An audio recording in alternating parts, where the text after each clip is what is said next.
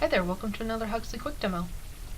Before we get started, we need to make sure our toolbar is on. You have to start what's called an editing session. So click the toolbar here, up comes your editing toolbar, and you can move this around.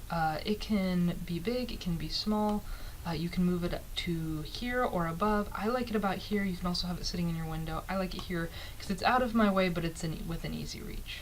Next, let's start editing.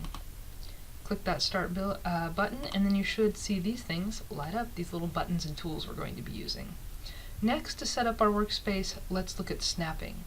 Open up your snapping toolbar.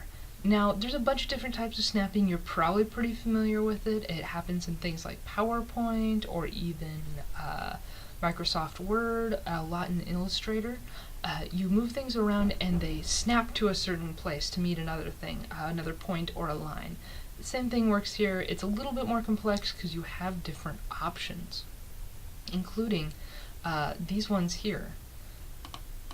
Make sure that this is clicked so the snapping is on. It does make life a little bit easier. So we have here point snapping, end snapping, vertex snapping, and edge snapping, all different types of snapping. You can also set up your snapping tolerance, where it will snap within a certain amount of pixels or a certain range or length. So if I were to bring a point close to this red line here, it would snap to here, or it could attract it and snap all the way from out there.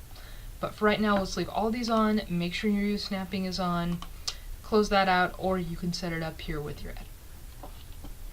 Alright, next up, let's make sure we have a topology. This is key for editing things like we're going to do today. For that, click your editor, go to More Editing Tools, and click Topology. You're going to click this little Select Topology button and make sure all of your layers and shape files are there.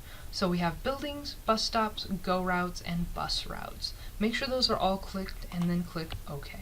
If you have a dialog box pop up that says you can't edit these things, it might be that your drive or maybe a public drive that you're using is not going to let you edit those files, in which case copy those files, those data files, and put them into a new place on your own student drive or on your own computer.